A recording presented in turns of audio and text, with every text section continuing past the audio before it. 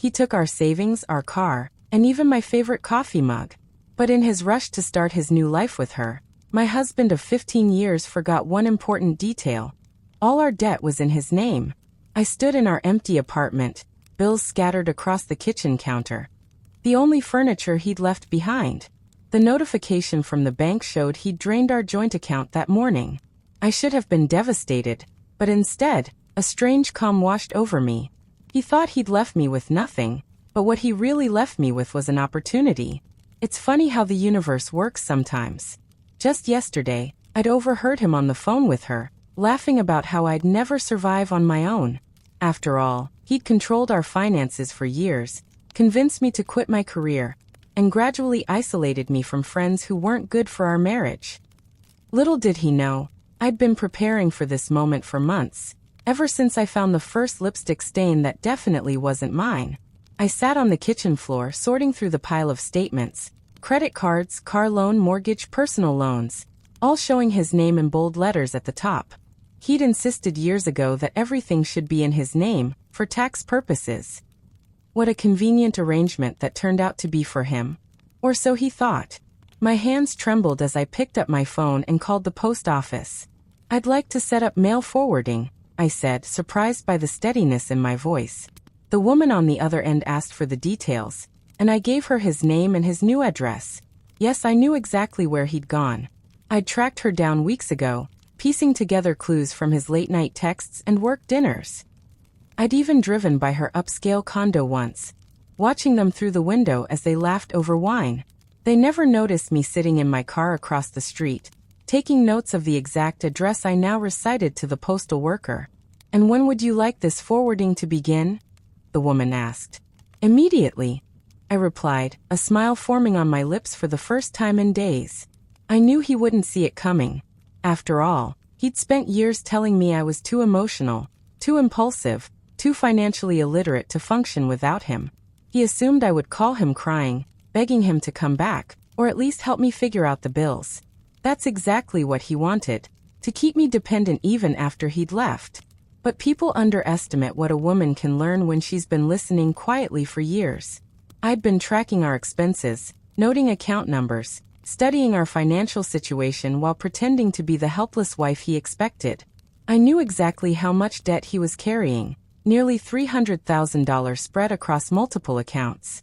I also knew that without my income contribution, which he'd come to rely on despite dismissing it as pocket money, he wouldn't be able to maintain his lavish lifestyle with her and cover these payments.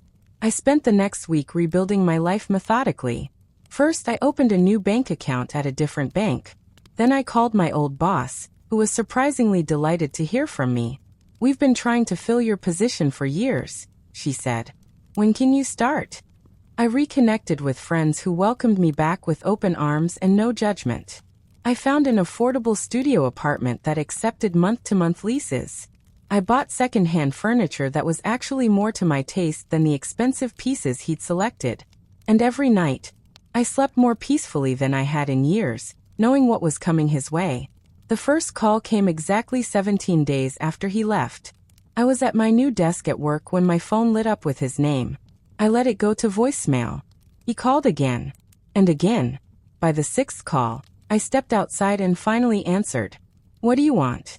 I asked coolly, a tone he'd never heard from me before. "What the hell did you do?" he hissed. I could hear the panic in his voice, the disbelief that I had somehow acted independently of him. "I'm not sure what you mean," I replied, though of course I knew exactly what had happened.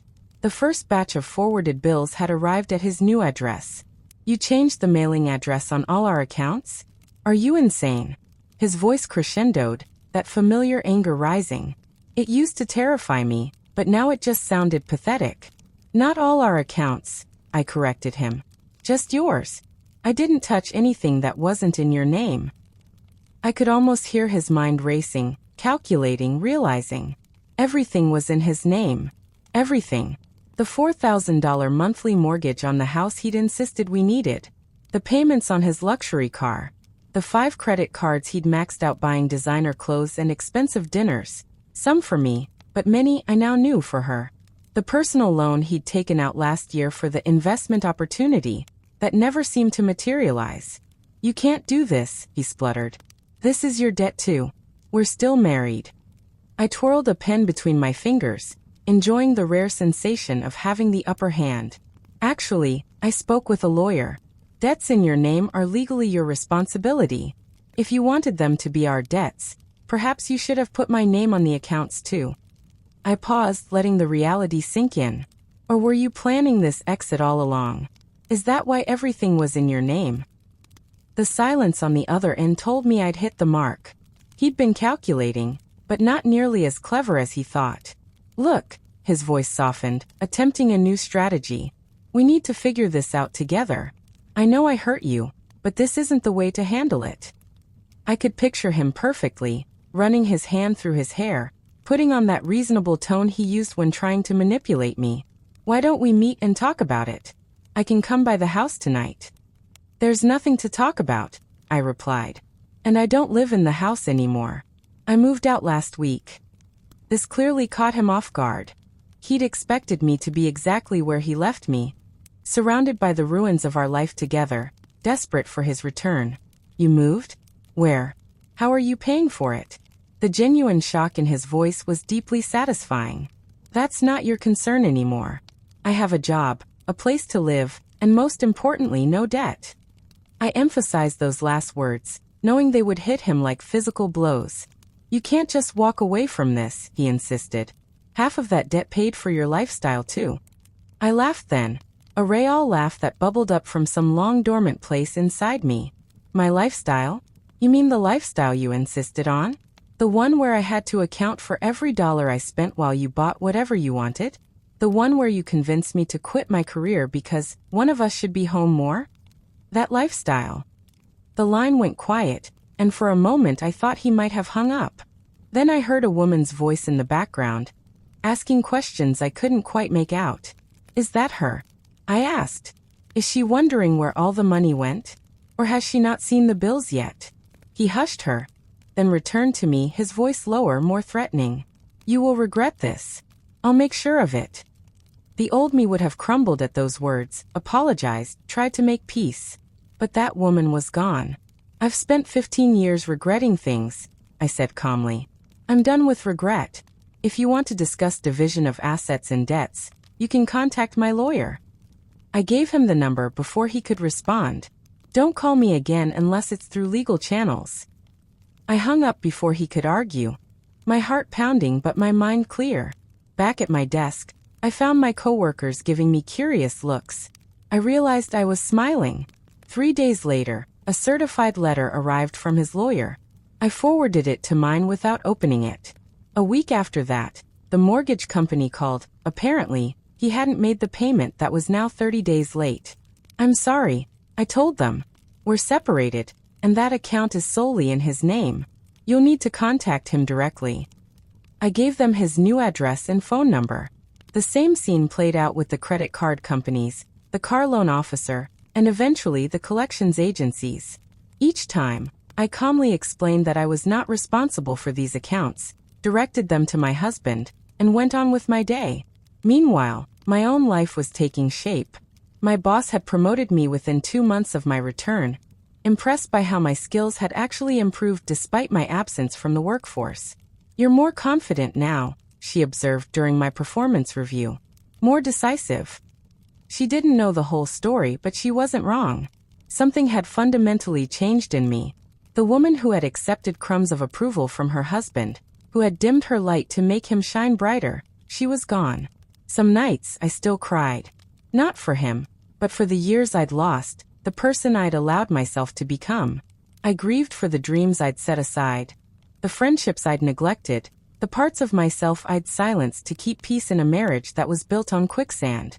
But those moments became less frequent as the months passed and my new life solidified around me. I dated casually, enjoying the novelty of meeting people who knew nothing about my past, who saw me only as I was now, strong, independent, with a quiet confidence that seemed to draw others in. I learned to manage my own finances, building an emergency fund, then a retirement account, then a portfolio of modest investments that grew steadily. I took classes at the local university, considering a master's degree that might open new career paths. and I volunteered at a women's shelter, sharing my story with others who were still trapped in the fog I'd lived in for so long. A year after he walked out, I received another call from a number I didn't recognize. Against my better judgment, I answered. "Hello." A woman's voice, tentative, unfamiliar. "Is this Sarah?" My guard went up immediately. I rarely heard that formal version of my name anymore. "Who's asking?" I replied. There was a pause then. "This is Melissa." It took me a moment to place the name, and when I did, my blood ran cold. Her. The other woman. The one he'd left me for. I considered hanging up, but curiosity got the better of me. "What do you want?" I asked, surprised by how little emotion I felt. No rage, no jealousy, just mild interest in why she would possibly be calling me. "I need to talk to you," she said, her voice breaking slightly. "About Mark. About everything. Can we meet?" My first instinct was to refuse, to tell her that whatever was happening between them was not my problem. But something in her voice, desperation, fear, made me pause. "Why should I meet with you?" I asked, not unkindly but firmly. "Because I think you're the only one who will understand," she replied. "And because I think I owe you an apology." Those words hung in the air between us. An apology, something I'd once thought I needed desperately, but had learned to live without. "I'm not looking for apologies," I said truthfully. "My life is good now." She made a sound that might have been a laugh or a sob. "That's just it," she said. "Mine isn't. And I think I'm in the exact situation you were in a year ago." A chill ran down my spine as I began to understand. History was repeating itself. He had moved on again, leaving her with, what? The same emptiness? The same debts? "Meet me tomorrow at the coffee shop on Elm Street," I said before I could change my mind. Noon. I hung up, wondering if I was making a mistake. But the next day, I found myself sitting across from a woman I'd once hated, listening to a story that was eerily familiar. He'd done it again, convinced her to combine finances, put everything in his name, gradually isolated her from friends and family. And now he was gone, leaving her with mounting debt and a shattered sense of self. "How did you survive it?" she asked me, eyes red from crying. I looked at her, really looked at her, and saw not the homewrecker of my imagination, but another victim of the same manipulative man. In that moment, something shifted inside me. The last piece of resentment I'd been carrying dissolved, replaced by a strange sense of kinship with this woman. I survived by remembering who I was before him, I told her, and by discovering who I could be without him. We talked for hours that day, sharing details and patterns we'd both experienced. The love bombing at the beginning, the gradual erosion of boundaries, the financial control that happened so slowly we barely noticed it. By the time we parted, we had a plan, not just for her immediate situation, but for ensuring he couldn't do this to anyone else. Together, we gathered documentation, consulted with financial fraud experts, and built a case against the man who had systematically exploited us both. When the certified letter arrived at his newest girlfriend's address, yes, there was already another woman. It wasn't from a lawyer but from the district attorney's office. Financial fraud leaves a paper trail, and between Melissa's evidence and mine, the authorities had more than enough to bring charges. I didn't attend his arraignment, or any of the subsequent court dates. I didn't need to see his face when the judge denied bail based on flight risk. I didn't need to watch him being led away in handcuffs, though Melissa described it to me in detail over celebratory drinks afterward. "He kept looking around the courtroom," she said, "like he expected you to be there." I shook my head, realizing that even now he didn't understand. This wasn't about revenge for me anymore.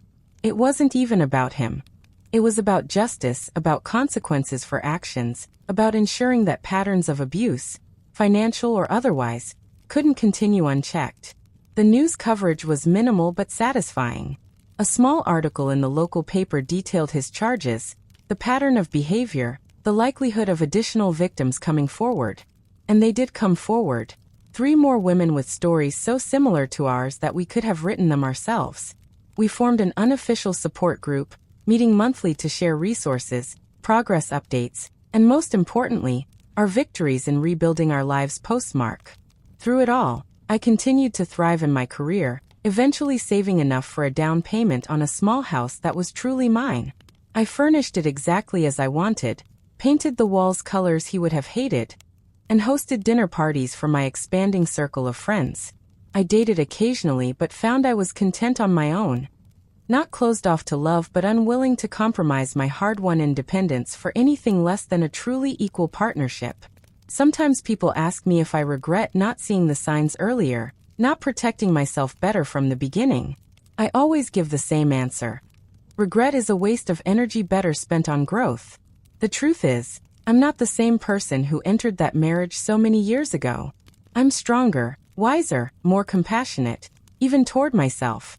I've learned that rock bottom can be a foundation if you choose to build on it. And I've learned that sometimes the greatest revenge isn't something you do to another person. It's who you become in spite of them. That frightened woman standing alone in an empty apartment with a pile of bills addressed to her absent husband? She didn't just survive. She reconstructed herself piece by piece, stronger at the broken places. And now looking back, I can honestly say that his leaving was the first day of the life I was meant to live all along. That's the thing about betrayal. It shows you exactly who people are, often when you least expect it. But it also shows you who you are, or more importantly, who you can become when the rug is pulled out from under you. I keep a framed photo on my desk now. Not of him, not of us, but of myself on the day I closed on my house. I'm standing alone on the front steps, key in hand, grinning like I've discovered a secret superpower. In many ways, I had. I'd discovered that the voice telling me you can't had never been my own. I'd just allowed it to live in my head for so long that I'd mistaken it for truth. That photo reminds me daily that we are not defined by what happens to us, but by what we choose to do next. And my choice every morning is to keep building this life that is authentically, unapologetically mine. I still get emails from him occasionally, from prison now, where he'll remain for at least 5 more years. I rarely read them, and I never respond. They started as angry accusations, then morphed into manipulative attempts at reconnection, and eventually devolved into desperate pleas for money to fund his commissary account. With each one, I feel less and less. Not numbness, but freedom. The weight of him growing lighter until one day I realized I'd set it down entirely without even noticing. Sometimes I think about the version of me that existed 15 years ago. The young woman with big dreams who fell for his charm and promises. I wish I could tell her what was coming, both the pain and the redemption on the other side of it. But then again, would she have believed me? Would any of us believe the hard truths before we're ready to see them? Perhaps the journey itself, with all its wrong turns and dead ends, was necessary for me to become who I am now. The irony isn't lost on me that in trying to destroy me, he ultimately set me free. By taking everything except the debt, he thought he was leaving me with nothing. Instead, he gave me the opportunity to rediscover everything: my strength, my worth, my voice. Sometimes the heaviest chains are the ones we don't even realize we're wearing until they're gone. Now when I look in the mirror, I see someone I recognize from long ago. The woman I was always meant to be, before I started shrinking myself to accommodate someone else's ego. She looks back at me with clear eyes and a knowing smile, as if to say, "Welcome back. I've been waiting for you." And in those moments, I feel a gratitude so profound it almost defies understanding. Not for what happened, but for who it revealed me to be when all the external props were kicked away. Last month, I was asked to speak at a women's leadership conference about financial independence after divorce. Standing at the podium, looking out at a sea of faces, some hopeful, some skeptical, some bearing the unmistakable marks of their own battles. I felt a surge of purpose that transcended my personal story. The greatest theft in an abusive relationship isn't material, I told them. It's the theft of your belief in yourself, your trust in your own perceptions, your faith in your own capabilities. Heads nodded in recognition. But here's what I want you to know, I continued, my voice growing stronger. Everything that was taken can be reclaimed. Not overnight, not without effort, but piece by piece, day by day, until one morning you wake up and realize you are whole again. Not despite what you've been through, but because of how you chose to move through it. After my speech, women lined up to talk to me, to share their stories, to ask how I'd done it. I gave them practical advice about financial recovery, legal resources, support groups. But what I really wanted them to understand was simpler. The path forward begins with a single step, followed by another and another. Sometimes, in quiet moments, I think about the bills that started it all. Those papers scattered across the counter of an empty apartment. They seemed like a final insult at the time. One last burden he'd left me to carry. I couldn't have known then that they would become the first domino in a chain reaction that would ultimately lead to justice, not just for me but for all the women who came after me. I couldn't have known that by simply redirecting his mail, a small act of self-preservation rather than calculated revenge, I would set in motion events that would transform not only my life but the lives of others who had fallen into the same trap. There's power in those moments when we stand at the crossroads of victimhood and agency, when we choose, despite everything, to take back control in whatever small way is available to us. For me, it started with a change of address form and ended with a changed life. Tonight, I'll meet the women from our support group for dinner. We no longer focus our conversations on him, on what was done to us. Instead, we talk about our victories, our challenges, our dreams for the future. We've all moved forward in different ways. Some remarried to partners who treat them with respect. Others embracing happy independence. All of us stronger for having weathered the storm. We laugh more than you might expect. These gatherings filled with the kind of joy that comes from surviving something that was meant to destroy you. We toast to new beginnings, to lessons learned, to the wisdom that can only be earned through experience. And sometimes, when the conversation lulls, I catch a glimpse of who we all are now compared to who we were when we first connected. The transformations so profound they almost defy description. Women who once apologized for breathing now command rooms with confidence. Women who once checked their phones anxiously now turn them off completely during dinner, present and engaged. If you're listening to this and something in your gut is telling you that your own situation isn't right, that the person who claims to love you shouldn't make you feel so small, so doubtful, so afraid, I want you to know that your instincts are valid. The voice inside you that whispers, "This isn't what love should feel like," is telling you the truth. It may be hard to hear over the louder voices of doubt, fear, or the person working to undermine your confidence, but it's there. Listen to it. And know that whatever your circumstances, however trapped or hopeless you might feel right now, there is a way forward. It may not be clear yet, it may not be easy, but it exists.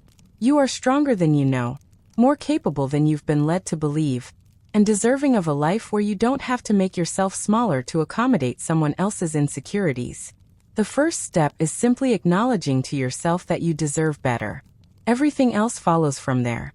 I still have the key to our old apartment, a small, seemingly insignificant object that I keep in a box of memorabilia, not to remember him, but to remember her. The woman who stood alone that day, terrified but somehow finding the courage to take one step, then another. I honor her now, that earlier version of myself who couldn't see the path ahead, but moved forward anyway. Because the truth about healing from betrayal isn't that you forget what happened, or that the pain magically disappears. It's that you build something so beautiful, so meaningful from the rubble that when you look back, you can honestly say, "I wouldn't change a thing. It all led me here." And here is a place of authentic strength, of hard-won wisdom, of peace that comes from knowing exactly who you are and what you're capable of. It's a place where the opinion that matters most is your own. A place where you recognize manipulation for what it is, because you've studied its architecture from the inside out. A place where you can extend compassion to others without sacrificing your boundaries.